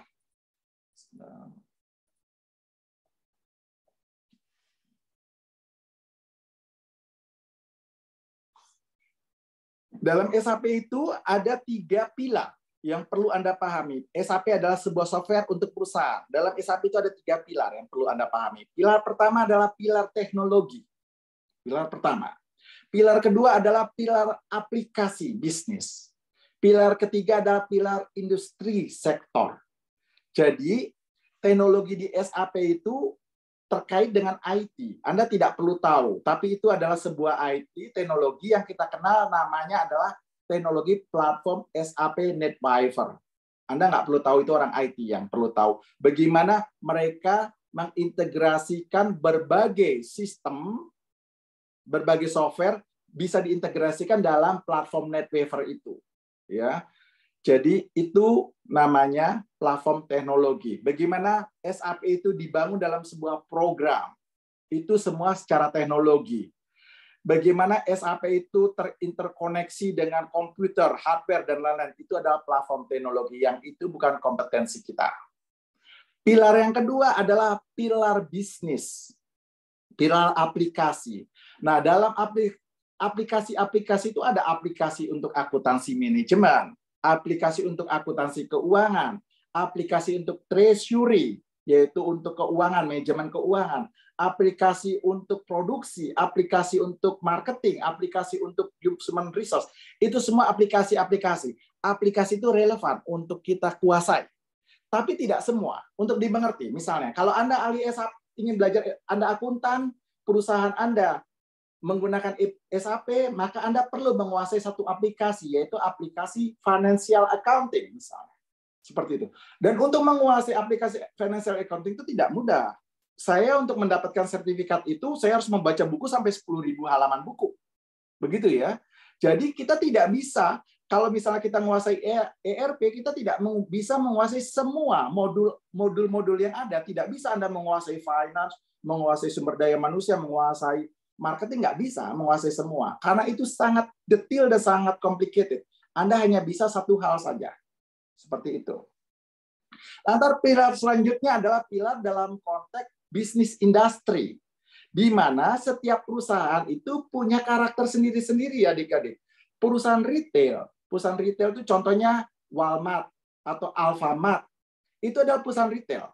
Atau kalau di masa saya ada namanya Matahari.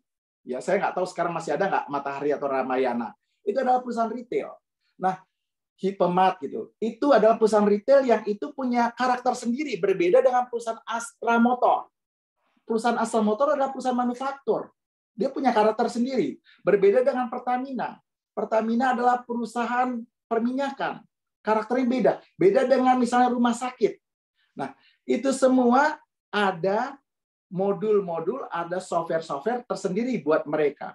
Jadi ketika Anda bicara tentang perusahaan menerapkan standar software, maka itu terkait dengan satu modulnya modul apa. Umumnya semua modul diterapkan, semua modul yaitu modulnya adalah modul finance, modul accounting, modul HRD, dan lain semua bareng-bareng umumnya diterapkan. Lantas, tapi sesuai dengan tipikal perusahaan. Kalau perusahaannya perminyakan, ya perminyakan industri sektornya. Kalau perusahaannya rumah sakit, ya rumah sakit industri sektornya. Kira-kira seperti itu menerapkannya. Next, Mbak, selanjutnya. Nah, seperti bagaimana logika sebuah proses dalam sistem di SAP itu? Jadi, kita ngelihat nomor satu, itu ada aspek teknologi. Nomor satu itu ada aspek teknologi. Anda bisa lihat itu aspek teknologi, saya tidak jelaskan secara detail, itu para informatiker yang bertanggung jawab. Nah, nomor dua, ada yang namanya aspek yang namanya data. Master data. Jadi, data-data yang relevan dengan perusahaan disimpan, didesain dalam bentuk master data, adik-adik. Ya, setelah master data itu ada, lantas master data itu digunakan dalam sebuah transaksi supply chain. Ya, yaitu di nomor 3. Jadi data-data master data itu digunakan dalam transaksi supply chain. Master data itu contohnya bagaimana? Contoh master data itu contohnya misalnya nama supplier, alamat supplier, organisasi supplier, dan seperti itu. Itu master data. Atau nama barang, bentuk barang, dan lain-lain. Itu adalah master data. Data barang X, itu jenisnya seperti apa. Itu master data semua. Data yang relatif tidak berubah. Lantas, master data itu kita gunakan untuk dalam supply chain proses, menghasilkan transaksi data. Transaksi data itu apa? Transaksi data itu adalah ketika kita membeli barang produk X dari supplier A sejumlah 30 kg seharga Rp30.000, maka 30 kg seharga Rp30.000 itu transaksi, data transaksi. Itu yang kita kenal namanya transaction data. Yang itu, transaksi data itu akan berubah-ubah. Ketika kita membeli dari supplier, maka transaksi datanya adalah 30 kg bahan mentah X dengan biaya Rp30.000. Itu transaksi datanya. Masuk ke dalam informasi perusahaan dari supplier. Di perusahaan, ada orang mengerjakan selama 2 jam. Mengerjakan 2 jam biayanya Rp2.000. Lantas dengan menggunakan overhead cost Rp3.000 misalnya. In total menjadi Rp5.000, maka cost-nya adalah Rp30.000 plus Rp5.000, Rp35.000. Itu transaksi data untuk produk X. Lantas produk X-nya dijual ke customer dengan harga Rp50.000, di mana Rp30.000-nya adalah cost production, Rp20.000-nya adalah profit, keuntungan misalnya. Maka itu adalah transaksi data penjualan. Jadi X, produk X ketika ada di supplier, data yang masuk adalah 30 kg, Rp30.000. Ketika ada di perusahaan, data yang masuk adalah 30 kg, Rp30 plus 2 jam kerja, yang dimana tarif kerjanya adalah €2.000, yang total menjadi harga pokok produksi plus overhead cost €3.000, in total harga pokok produksinya adalah €35.000, Rp35.000 misalnya, lantas dijual menjadi Rp50.000, data yang masuk akhirnya Rp50.000 adalah data ketika dalam penjualan. Nah, data itu berubah-ubah, kita namakan data transaksi. Data transaksi itu berubah sesuai dengan supply chain management. Itu yang saya tunjukkan di situ. Di situ ada supply chain management, yaitu dari mulai supplier, procurement, pembelian, ke perusahaan diproduksi, dan dijual ke customer. Oleh SAP, oleh standar software itu semua dicatat. Dan pencatatan itu terbagi dalam berbagai modul. Modulnya adalah barang yang masuk, kita masukin dalam modul yang kita kenal modul procurement management. Ya, dicatat di dalam procurement management. Udah gitu barang masuk itu dimasukin ke gudang dulu sebelum diproses produksi. Maka ada lagi yang namanya dalam SAP modul yang namanya warehouse management. Dicatat di situ, di warehouse management. Lantas dari gudang diproduksi ke bagian production, maka dicatat oleh SAP dengan modul yang namanya production management. Lantas setelah itu didistribusikan ke customer. Itu dicatat lagi, disimpan dulu ke gudang lagi. Karena kalau sudah jadi, biasanya ditaruh ke gudang lagi. Maka dicatat lagi dalam oleh SAP melalui warehouse management modulnya. Lantas didistribusikan ke customer. Kita tulis dalam distribusi sales and distribution modul. Lantas dijual ke customer, juga sales and distribution modul. Itu semua kita kenal dengan core supply chain management oleh SAP, dicatat oleh berbagai modul. Modulnya adalah modul procurement, modul warehouse management, modul production, dan modul sales dan distribution. Itu SAP mencatatnya. Lantas itu semua membutuhkan catatan tenaga kerja. Tenaga kerja waktunya, jamnya, dan lain-lain, tarifnya, gajinya, dan lain-lain. Maka itu dicatat oleh SAP yang dinamakan modul human resource. Lantas itu semua ada satuan nilai uangnya. Satuan nilai uang yang harus dilaporkan dalam bentuk laporan keuangan berdasarkan US GAAP, PSAK, dan lain-lain. Itu semua akan dicatat oleh SAP oleh modul yang dinamakan modul financial management. Lantas juga dibutuhkan laporan-laporan ad hoc, laporan-laporan internal untuk kepentingan pengambilan keputusan internal, efisiensi, performance, monitoring, dan lain-lain. Itu dicatat oleh SAP yang kita kenal dengan SAP controlling. Ya. Nah, data itu semua setelah tercatat, maka akan diolah, dimasukkan ke dalam aplikasi baru, kalau memang mau lebih lanjut, yang kita kenal dengan namanya aplikasi Business Warehouse Intelligence, atau Software Intelligence, Business Intelligence. Nah, informasi dari perusahaan dalam Software Intelligence digabungkan dengan informasi dari unstructured data dan semi-structured data digabungkan oleh software di nomor 5, yaitu Software Business Intelligence. Untuk menghasilkan sebuah report, yang report itu menghasilkan reportnya bisa prediktif, tadi analitis, prescriptive analysis, feedback, look forward, dan lain-lain yang kita hasilkan melalui software yang kita namakan business analytics. Jadi begitu ya, siklus bekerjanya sebuah standar software di perusahaan terkait dengan business intelligence dan business analytics. Saya itu penjelasan itu nanti menjelaskan ke industrial public sector atau sektor pemerintahan, tapi saya pikir terlalu complicated, jadi cukup di sektor private saja. Cukup di situ, sektor private. Ya. Lantas naik ke halaman berikutnya. Sekarang kalau ada pertanyaan pada Anda, misalnya, pertanyaannya adalah, berapa lama waktu yang dibutuhkan untuk sebuah software SAP itu diimplementasikan di perusahaan?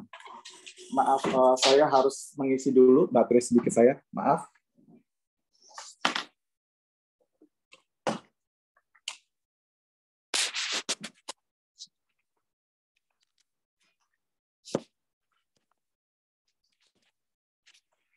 Berapa lama waktu yang dibutuhkan?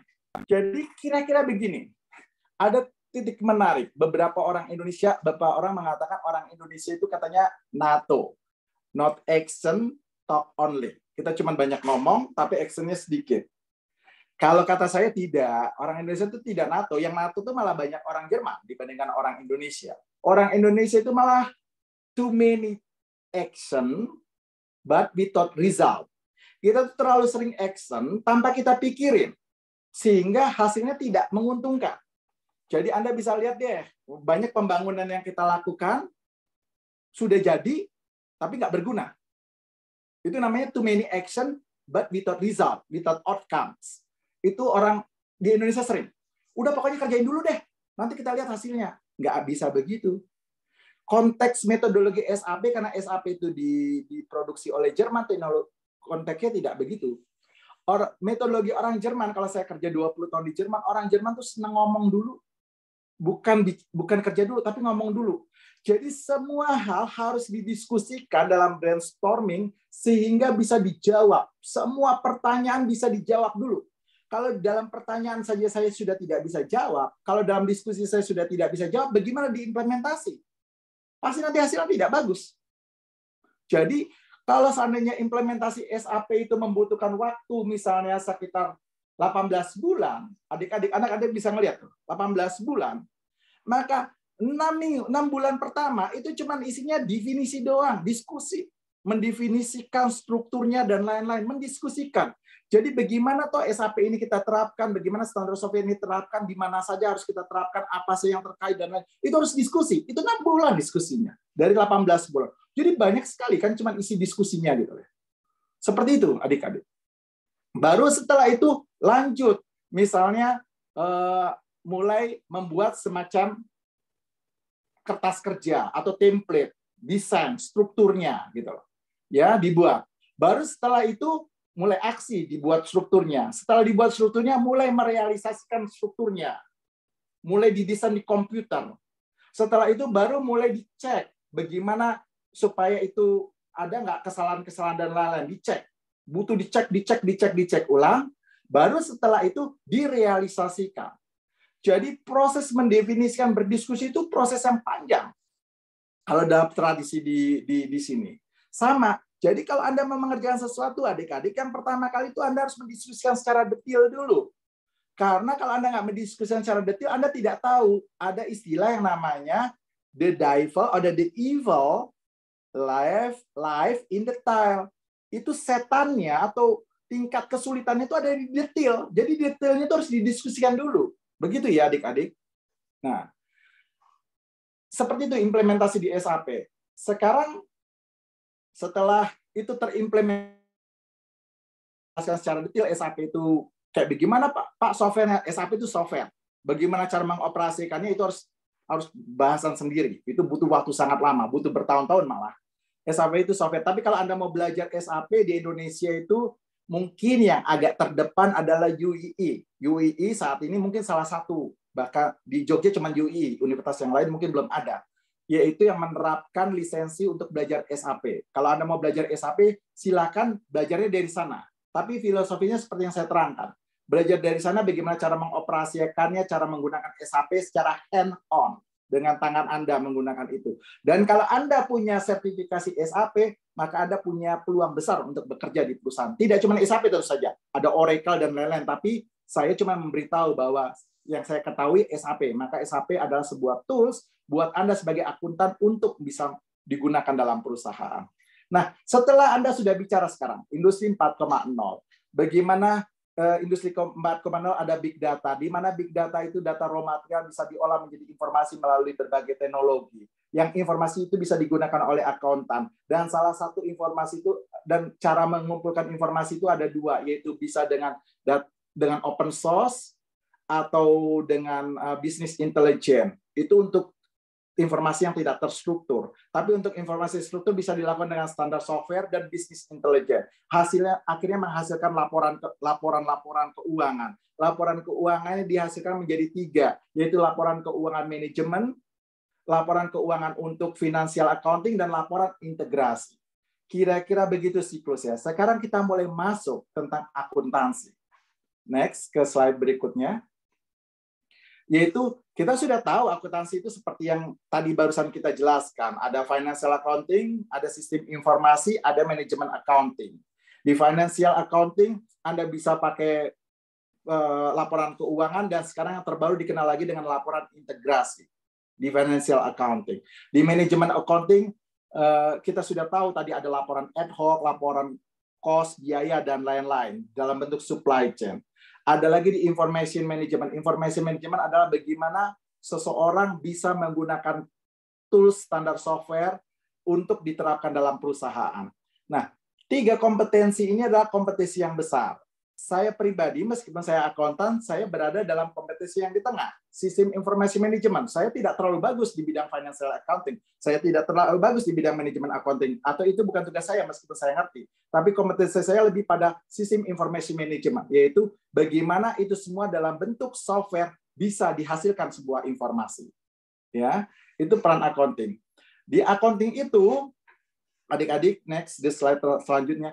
Di accounting itu perlu ada kompetensi yang paling penting, adik-adik. Di zaman sekarang, ketika Anda berhubungan dengan industri 4.0, dengan software dan lain-lain, maka Anda harus memahami betul kemampuan kompetensi Anda sebagai seorang accounting. Karena Anda punya dua masalah besar, yaitu masalah pertama adalah pressure perubahan teknologi yang kita kenal industri 4.0, dan masalah yang kedua adalah masalah yang kita terkait dengan kebutuhan adanya laporan keuangan integrasi. Di sini kemampuan kita sebagai accounting bisa kita definisikan dalam beberapa step atau beberapa langkah. Tahap yang paling rendah adalah limited knowledge. Anda cuma punya kemampuan dasar tentang akuntansi, apa itu akuntansi, dan lain-lain overview. Nah, untuk bisa mendapatkan limited knowledge itu Anda dapatkan dari kampus, adik-adik. Itu Anda dapatkan dari kampus. Lantas setelah itu basic knowledge, yaitu Anda bisa mengerjakan soal-soal dalam akuntansi dalam bentuk yang biasanya umumnya bisa Anda dapatkan dalam bentuk praktikum. Kerjakan itu soal-soal akuntansi dalam praktikum sehingga Anda sangat memahami logika akuntansi itu, termasuk juga Anda praktikum menggunakan software akuntansi. Itu adalah basic knowledge buat Anda, ya. Bagaimana Anda bisa mengoperasikan software akuntansi, bagaimana Anda bisa mengerjakan soal-soal akuntansi, persamaan akuntansi, itu adalah basic knowledge Anda. Ya. Lantas itu semua harus bisa applied knowledge, ya. Applied knowledge ini akan lebih bagus kalau limited knowledge atau basic knowledge, limited knowledge Anda bisa belajar dari baca atau dari guru, dari dosen Anda. Basic knowledge Anda bisa dapatkan dari praktikum. Maka applied knowledge itu harus Anda dapatkan paling tidak Anda magang di perusahaan. Karena Anda harus tahu, ketika Anda dapat ilmu, Anda tahu praktikumnya, Anda harus bisa merasakan implementasinya di lapangan itu bagaimana. Bagaimana sih software seperti Jahir Accounting atau Micro Accounting, DIC Accounting bisa digunakan, misalnya di perusahaan. Bagaimana software SAP bisa digunakan di perusahaan. Nah, itu adalah applied knowledge, yang itu umumnya bisa dilakukan melalui magang. Yang terbaik. Skill berikutnya adalah Anda skilled. Anda punya keahlian di situ. Itu biasanya Anda sudah bekerja dulu. Jadi Anda sudah bekerja 2 tahun, 3 tahun, sampai 4 tahun, maka akan punya kemampuan skill knowledge. Ya. Dan terakhir adalah expert. Anda sudah di level managing consultant atau senior managing consultant atau principal consultant atau minimal senior consultant. Anda benar-benar sudah expert di situ. Anda sudah sangat tahu semuanya. Nah, sekarang bicara tentang skill akuntansi ketika Anda dapat dalam kuliah. Ada 4 aspek dalam skill akuntansi dalam kuliah yang perlu Anda pahami aspek itu. Tahapan Anda adalah minimal Anda bisa basic knowledge. Akan lebih bagus jika Anda bisa applied knowledge. Kalau limited knowledge terlalu rendah. Jadi Anda harus bisa minimal basic knowledge atau applied knowledge. Apa yang harus Anda kuasai? Yang dikuasai yaitu adik-adik ada 4 aspek, yaitu aspek bisnis equipment atau operation, di mana bagaimana bisnis proses itu berjalan, Anda harus pahami aspek itu yang tadi kita sudah jelaskan secara detail. Aspek sebuah reporting disajikan, Anda harus pahami itu bagaimana tuh laporan keuangan itu dibuat dan disajikan. Anda harus pahami itu bagaimana laporan keuangan berdasarkan PSAK, bagaimana laporan keuangan berdasarkan integrated reporting, bagaimana laporan keuangan berdasarkan pembiayaan, cost accounting, dan lain-lain. Itu Anda perlu pahami itu. Anda juga perlu memahami bagaimana membuat budgeting, membuat kontrol, dan lain-lain, membuat performance management. Anda perlu pahami itu. Dan terakhir adalah bagaimana Anda memahami software-nya, teknologinya. Paling tidak Anda menguasai satu atau mengerti. Tidak harus menguasai, mengerti satu dari software accounting sehingga Anda bisa paham kerjanya sebuah software accounting itu seperti apa. Jadi 4 aspek itu paling tidak Anda berada di level basic knowledge. Akan lebih baik lagi kalau applied knowledge salah satunya dari 4 aspek itu sebagai accounting, adik-adik.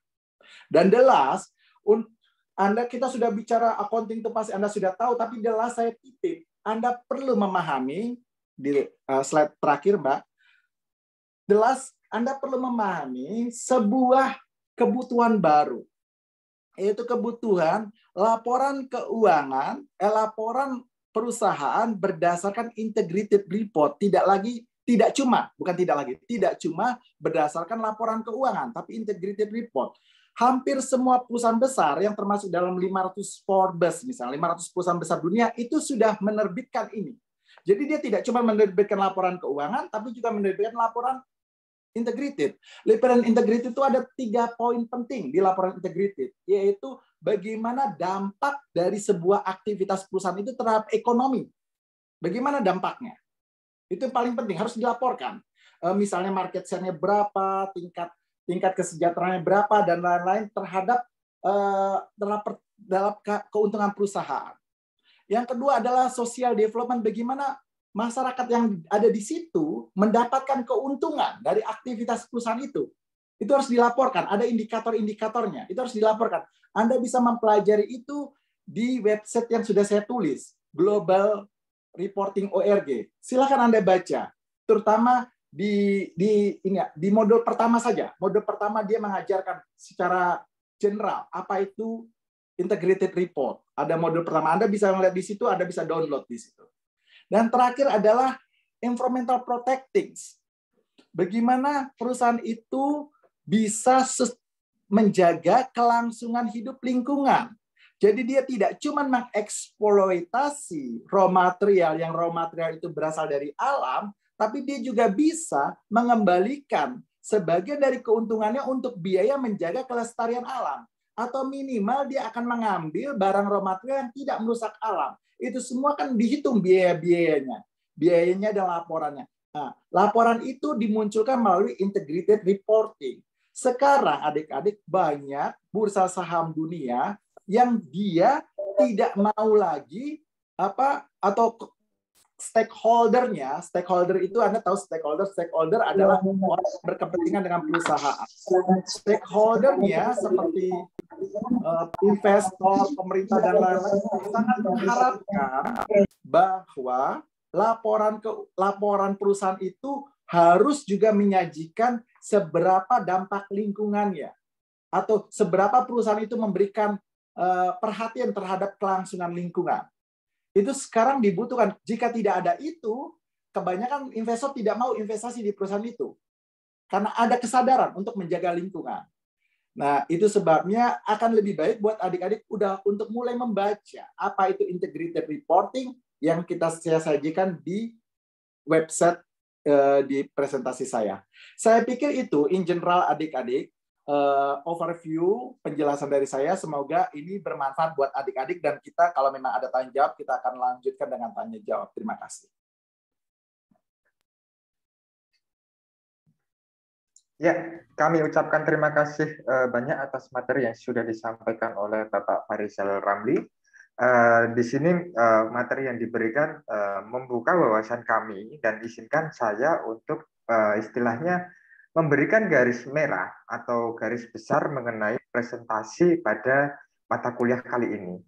Yang pertama adalah data dan informasi merupakan hal penting yang perlu kita pelajari dan pahami untuk mencapai era 4.0, sehingga optimalisasi dalam penerapan 4.0 bisa kita pahami bersama. Yang kedua, data dan informasi berperan sebagai awal mula terciptanya sebuah penciptaan nilai bagi perusahaan, seperti halnya profit maupun benefit. Yang ketiga, untuk mencapai sebuah value creation atau penciptaan nilai, kita memerlukan beberapa tahapan, di antaranya adalah data definition, berdasarkan tipe datanya, kemudian data analis, data presentation, dan informasi, serta decision making. Inilah yang menjadi hal utama untuk mencapai 4.0, sehingga akuntan dapat berperan penting dalam pencapaian 4.0. Dalam hal ini, proses bisnis dan standar software menjadi hal penting untuk mencapai decision making yang tepat, dengan aspek yang harus kita pelajari adalah minimal basic knowledge, dan sebisa mungkin kita mencapai applied knowledge. Kurang lebih kesimpulan dari mata kuliah kali ini telah saya sampaikan sedemikian. Mungkin sesi berikutnya bisa dilanjut untuk sesi tanya jawab. Saya persilahkan untuk rekan-rekan mahasiswa bisa open mic atau raise hand terlebih dahulu, mungkin untuk bertanya jawab kepada Bapak Farizal Ramli. Silahkan. Atau belum ada? Sepertinya perlu dipancing ini Pak Farizal. untuk pertanyaan-pertanyaan dari teman-teman, karena biasanya memang dalam kelas itu ketika awal-awal pada malu-malu semua, Pak. Oke.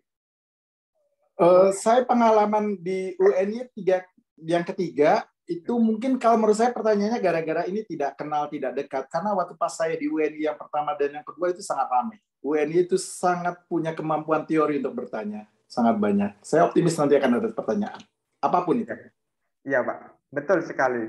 Saya juga berpikiran sama, hanya saja mungkin biasanya agak malu-malu di awal. Mungkin saya awali saja, Pak, sebagai starter.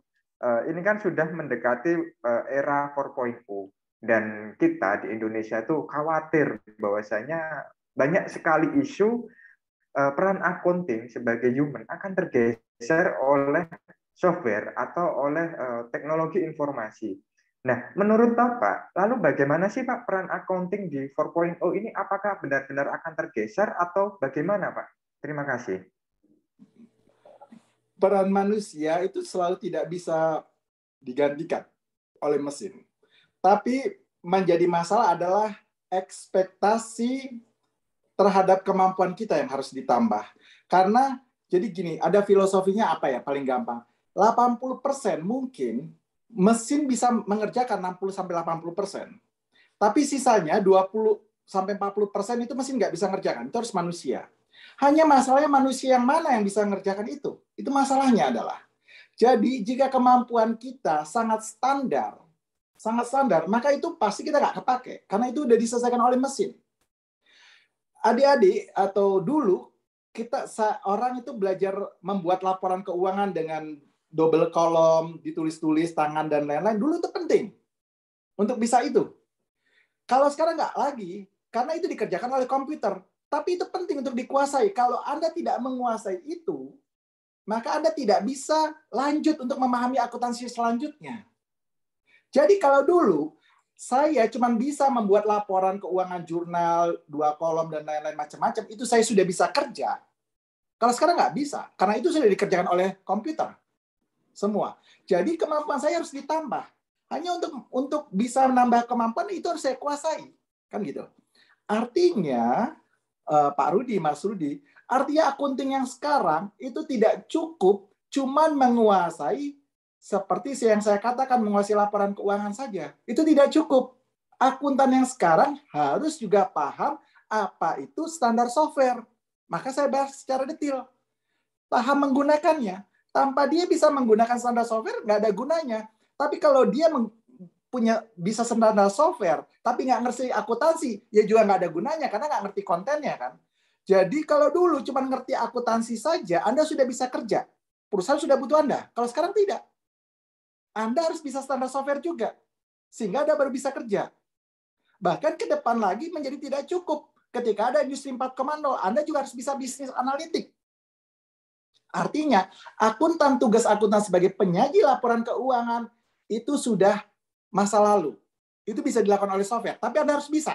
Kalau nggak bisa, Anda nggak bisa melakukan analisis. Nah, kemampuan akuntan berikutnya adalah, karena itu sudah dilakukan oleh software, kemampuan akuntan berikutnya adalah bagaimana melakukan bisnis analitik.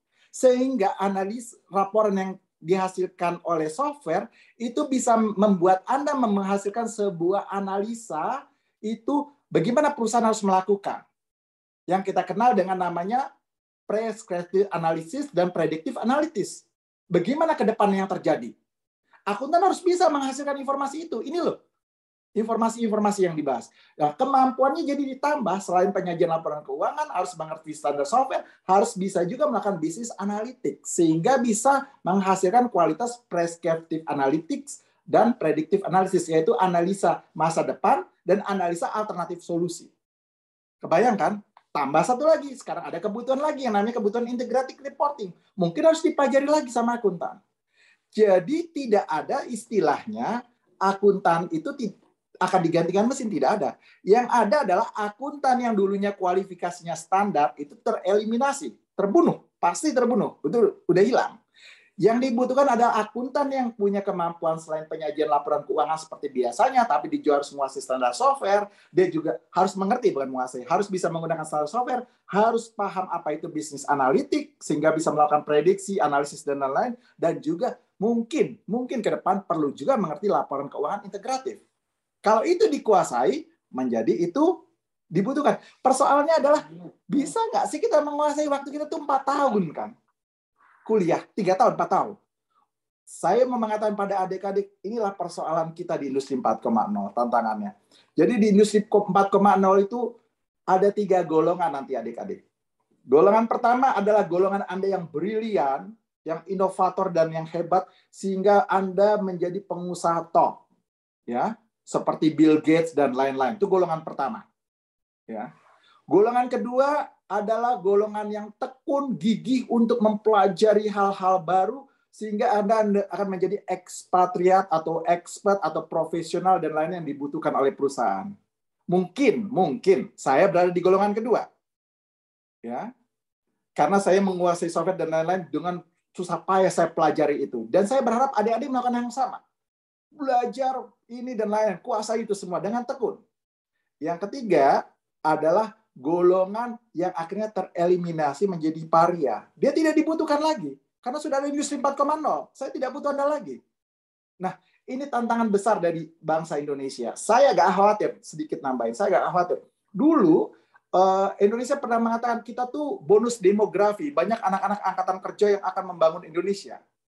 Negara barat itu akan kekurangan banyak tenaga kerja. Benar, negara barat itu pertumbuhannya tidak sehebat Indonesia. Tapi ketika ada industri 4.0, mereka tidak butuh banyak orang mengerjakan sesuatu. Yang masalah orang Indonesia yang banyak ini, jika tidak dididik, memenuhi misalnya akuntan, memenuhi standar yang saya katakan, menguasai financial report, mengerti tentang senar software, mengerti bisnis analitik, dan mungkin mengerti yang lain seperti integrated reporting, itu tidak dikuasai, maka mereka akan tereliminasi karena itu sudah diselesaikan oleh industri 4.0. Itu masalahnya. Itu tantangan kita ke depan, membuat adik-adik harus tekun. Begitu menurut saya. Baik, terima kasih Pak Ferizal. Berarti garis besar di sini kita harus tekun untuk terus beradaptasi pada perkembangan zaman ya Pak. Iya. Ya. Oke, untuk selanjutnya ada pertanyaan dari Mbak Nurul Sarifah. Izin bertanya terkait pendapat Bapak terkait Indonesia yang masih berusaha beradaptasi pada revolusi 4.0. Padahal beberapa negara sudah mulai masuk dalam revolusi 5.0 dari tahun 2019. Apakah dampak revolusi 5.0 nantinya sama dengan revolusi 4.0 terhadap profesi akuntan ya Pak? Terima kasih. Oh ya, ini ada beberapa pertanyaan. Baik, pertama revolusi 5.0 itu masih apa ya? Scientific fiction. Kita belum tahu sesungguhnya. Itu ada yang mengistilahkan industri 5.0, ada revolusi dan lain itu. Kita belum tahu sebetulnya seperti apa. Itu masih debatable, itu masih belum ada bentuknya, dan lain-lain. Ada yang banyak perdebatan, salah satunya adalah itu terkait dengan green energy, dengan green economy, maka industri 5.0. Tapi itu masih debatable. Hari ini yang real adalah industri 4.0. Sementara 5.0 itu lebih pada diskusi debatable, dan itu juga lebih pada kadang-kadang lebih pada politis. Maka bagi saya, pembicaraan 5.0 untuk kita, mahasiswa, itu tidak terlalu relevan.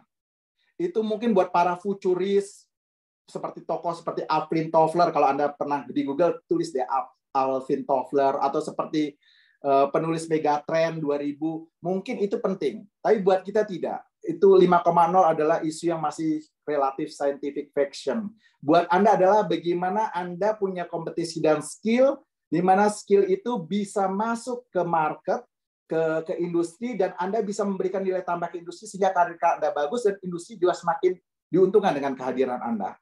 Dari titik itu, maka saya tidak terlalu bicara tentang 5.0. Sekarang kalau Anda bertanya tentang Indonesia 4.0, ya, kita fokusnya di 4.0. Di 4.0, seperti apa Indonesia? Saya tidak tahu. Saya agak khawatir tentang Indonesia tentang 4.0. Tapi itu kan kemajuan itu kan ditentukan oleh banyak hal, adik-adik. Yaitu kemajuan itu ditentukan oleh universitas dan adik-adik ada di situ, ya, ada di situ. Kemajuan itu ditentukan oleh pemerintah, dan kemajuan itu ditentukan oleh industri. Kalau tentang pemerintah, memang pemerintah kita relatif lambat dalam banyak hal. Dalam segala segi pemerintahan ya, nggak cuma pemerintah kali ini, pemerintah dulu ya sama saja. Itu relatif lambat. Mereka cuma senang buat seminar tentang hal itu. Cuma senang seminar. Tapi kalau Anda bicara tentang industri, perusahaan, atau tentang perusahaan, ya beberapa perusahaan mereka cukup maju menerapkan 4.0. Salah satunya, contohnya seperti Anda membayar melalui app dan lain-lain, itu kan implementasi daripada mobil user, unit mobil. Itu kan 4.0 salah satunya. Ya. Anda menggunakan PayPal, atau Anda menggunakan PayPal, nggak tahu di situ ada nggak Bukalapak atau apa namanya. Itu kan bagian daripada pada aktivitas industri 4.0, di mana Anda beli, jualan, dan lain-lain, itu Anda membeli transaksinya cuma ada dari meja Anda, dari notebook Anda, atau dari smartphone Anda, barang itu datang. Ya, itu kan di belakang itu ada sebuah bisnis proses yang mengeliminasi meniadakan orang. Orang untuk menjual itu sudah tidak ada lagi. Biasanya belinya di pasar Beringharjo, jadi tidak ada penjual di pasar Beringharjo misalnya. Orang untuk nganteri, untuk apa? Untuk misalnya jadi banyak hal itu menjadi hilang karena implementasi dari 4.0. Di perusahaan 4.0 mulai dijalankan, salah satunya online transaction dan lain-lain. Itu kan dilakukan 4.0. Di universitas mulai aktivitas-aktivitas pengembangan bisnis intelijen, big data juga mulai dilakukan. Hanya seberapa besar, kita memang relatif tertinggal di sini. Anda masih melihat di banyak hal Indonesia tentu saja sistem digitalisasi tidak cukup maju. Tapi kita tetap melakukan, yaitu universitas maupun perusahaan. Beberapa perusahaan termasuk perusahaan-perusahaan online, belajar online, dan lain-lain, itu menggunakan teknologi digitalisasi, teknologi industri 4.0. Begitu kira-kira. Termasuk Anda sekarang online sama saya kan menggunakan teknologi digitalisasi, teknologi 4.0. Meskipun belum sangat maju. Dalam arti kita tidak menggunakan artificial intelligence misalnya. Kalau di perusahaan-perusahaan seperti di tempat saya kan sering sudah melakukan artificial intelligence, robot-robot semua dilakukan secara cerdas, melakukan sendiri, proses logistik, packing, dan lain-lain kan begitu misalnya. Kira-kira begitu, adik-adik. Ya, baik, terima kasih Pak Ferizal atas jawaban atau pendapat Bapak. Berarti di sini saya garis besari sebetulnya 5.0 itu masih isu ya Bapak. Masih isu, belum terrealisasi secara penuh, dan penerapan 4.0 di Indonesia ini masih belum bisa dioptimalkan baik oleh pemerintah maupun oleh sektor usaha yang ada di Indonesia, sehingga itu terkesan tertinggal. Padahal kita apabila bisa mengoptimalkan penerapan 4.0 di Indonesia ini bisa mengejar negara-negara barat ataupun bahkan Jerman ya Bapak. Bagaimana? Ya, sebetulnya industri 4.0 itu sangat ditentukan oleh society, oleh masyarakat, tidak harus tergantung pada pemerintah, bahkan oleh universitas. Andai kata misalnya universitas seperti UNY gini, misalnya, cuman akuntan tidak terlalu banyak info di situ, karena akuntan itu pengguna, bukan peng-create di situ, ya. Akuntan pengguna. Misalnya teman-teman dari teknik informatika atau teman-teman dari insinyur atau matematika di UNY misalnya membangun klub artificial intelligence ya atau data science dengan mereka menguasai program language seperti R, Python dan lain-lain, terus menggunakan bagaimana membuat aplikasi teknologi analisis open source misalnya. Itu kalau misalnya UNY mau bangun bisa kan? Itu bisa sekali. Tentu saja butuh dana. Saya nggak tahu apakah pemerintah memberikan dana itu.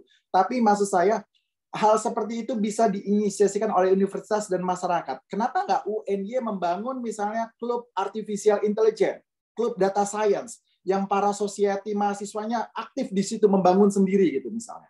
Kan banyak software-softwarenya adalah gratis. Ya gunakan itu software gratis. Tentu saja akuntan itu cuma pengguna, tidak peng-create. Begitu udah jadi mungkin akuntan mengetesnya cocok atau tidak secara akuntansi dan lain, mungkin seperti itu. Tapi dia cuma pengguna. Kalau bicara tentang industri 4.0, memang tertinggal karena juga society kita tidak banyak yang melakukan seperti itu. Saya berharap UNY melakukan itu, membuat klub-klub yang terkait dengan artificial intelligence, data science dan lain-lain. Pertanyaan dari Mbak atau Bu Atika ya. Ini adalah apakah integrated reporting itu diimplementasi di Jerman? Iya, sudah mulai. BASF ya, perusahaan kimia besar di Jerman menerapkan itu. Sudah mulai. Beberapa perusahaan manufaktur sudah pada menerapkan seperti itu. Jadi, apakah itu mulai digunakan? Mulai digunakan.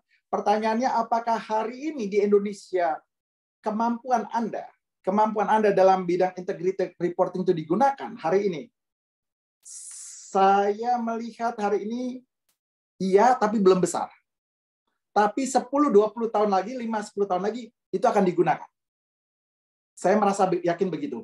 Karena akhirnya tuntutan dunia akan ke Indonesia juga untuk mempublish itu. Cuman kalau di Jerman sudah mulai digunakan.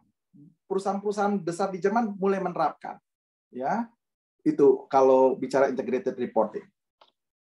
Maksud saya, meskipun integrated reporting itu mungkin isu masih ke depan, masih isu beberapa tahun lagi, tapi itu mulai terlihat kebutuhannya hari ini.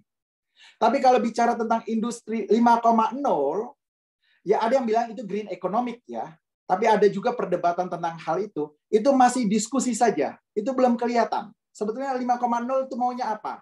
Ada misalnya Perdana Menteri Jepang, dulu pas dalam pertemuan ekonomi di Davos, Jepang termasuk mau membuat isu baru. Dia membuat isu baru yang namanya isu Society 5.0. Itu dipopulerkan itu sama dia.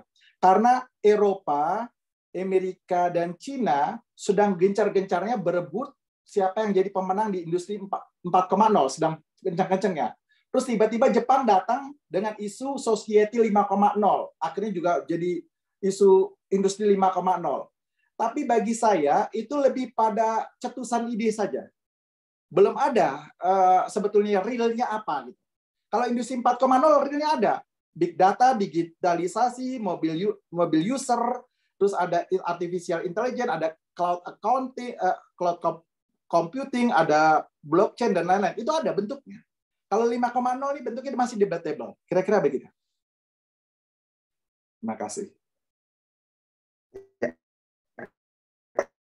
Baik, terima kasih Bapak atas sesi tanya jawab dan materi yang sudah disampaikan pada sesi kali ini, sehingga kita bisa berbagi berbagai macam sudut pandang, terutama yang Bapak pernah alami menjadi sebuah experience penting bagi kami untuk terus belajar dan memotivasi kami untuk terus berkembang.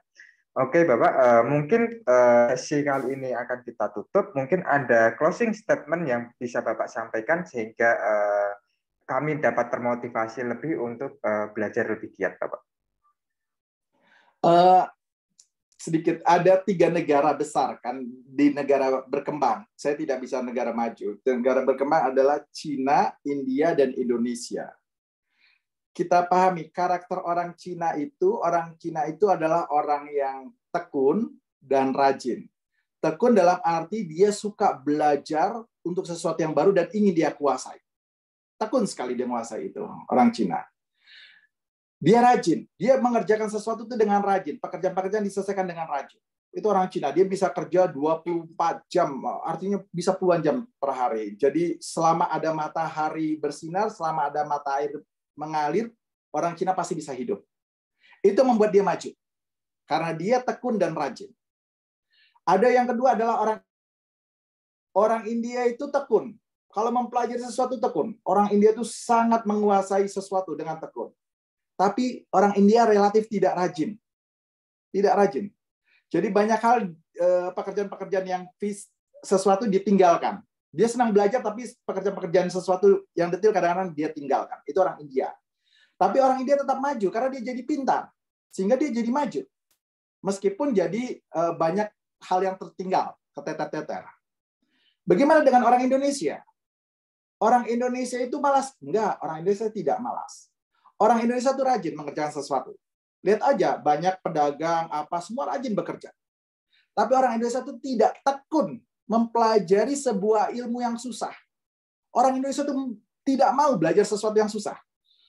Maunya ke sistem kebut semalam, dan ingin nilainya tinggi.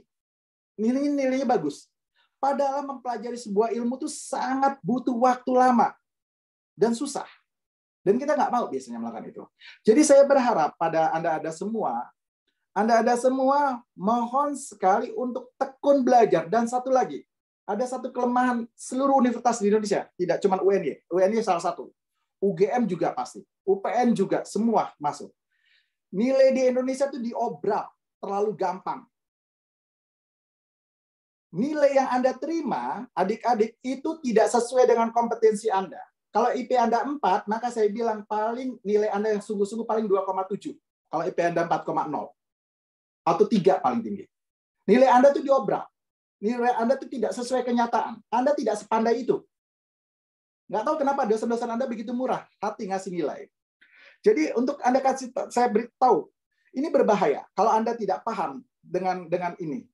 Ini berbahaya. Di Jerman, ya adik-adik, yang namanya nilai, kalau ada 10 soal, maka untuk dapat lulus saja ya, lulus itu Anda harus bisa 6. Itu lulus. Baru Anda bisa lulus. Jadi di Jerman itu nilai tertinggi 1. Nilai tertinggi 1, nilai terendah itu 4. Nilai terendah ya. 1 tertinggi, rendah. Jadi kebalikan. Nah, untuk mendapat nilai 3 ya, untuk mendapat nilai 3, Anda harus bisa menyelesaikan 6 soal dari 10 soal. Benar. Baru Anda bisa mendapat nilai 3. Kalau enggak, Anda nggak lulus. 3 kali Anda tidak lulus, Anda di DO. Seperti itu kan? Kalau di Indonesia, jadi kebayangkan kalau Anda 10 soal, Anda harus bisa 6, dan kalau 6 bisa, Anda baru bisa dapat nilai 3, artinya baru bisa lulus. Kebayangkan? Kalau di Indonesia, saya melihat beberapa teman tuh nilainya A, tapi mungkin dari 10 soal yang saya ajukan, paling dia bisa jawab 2 atau 3. Kok gimana bisa datang A ini? Gitu. Kalau A itu berarti dia harus bisa menjawab 9, kan gitu, dari 10 soal. Jadi masalah ketika saya juga kaget membaca koran, universitas ini meluluskan 5 hampir separuh dari mahasiswanya cum laude. Ini bagaimana? Bagaimana cum laude kok separuh? Ini pasti ada yang salah dalam grading. Teman-teman, adik-adik menganggap adik-adik pintar karena saya cum laude. Tapi ingat ya, di belahan sana, di belahan ke Eropa dan Jerman, untuk mendapat nilai lulus saja mereka harus bunuh-bunuhan, berjibaku belajar habis-habisan. Jadi Anda bertemu dengan sebuah kelompok kompetitor Anda secara global yang mereka terbiasa bertarung, bertempur, bunuh-bunuhan untuk mendapatkan nilai cuma lulus. Sementara Anda, sistem kebut semalam, paling berapa jam belajar, Anda dapat nilai A, cum laude. This is dangerous dalam global kompetisi. Jadi saya mohon ke depan, itu harus mulai dipikirkan itu. Minimal disadari oleh adik-adik. Nilai Anda itu belum tentu sesuai diri Anda. Karena saya pernah rekrutmen dengan teman-teman di Indonesia, nilainya cum laude, saya pikir dia tidak cum laude. Itu saja. Jadi pelajari. Pahami diri Anda itu karena musuh Anda tidak cuma orang Indonesia, musuh Anda adalah orang asing yang mereka terbiasa berjibaku untuk menghasilkan sebuah hal. Mereka terbiasa bertarung. Dan nanti akan ketemu dengan Anda dalam global kompetisi. Dan Anda tidak teruji dengan pertarungan. Anda cuma teruji mengerjakan sedikit dikasih nilai A, sedikit dikasih nilai A, sedikit kasih nilai A. Anda berpikir Anda pandai. Padahal di sana orang yang biasa bertarung habis-habisan untuk cuma mendapatkan nilai C.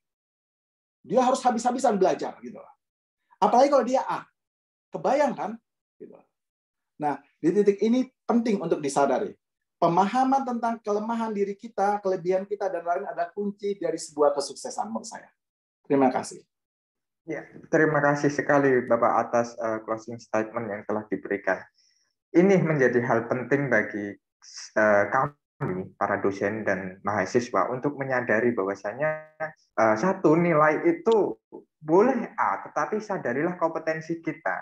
Jangan menjadi seekor ikan yang ada di akuarium, tetapi kita harus lepas dari akuarium tersebut dan bukan hanya mencari nilai A, tetapi apa esensi dari nilai A tersebut ya Bapak.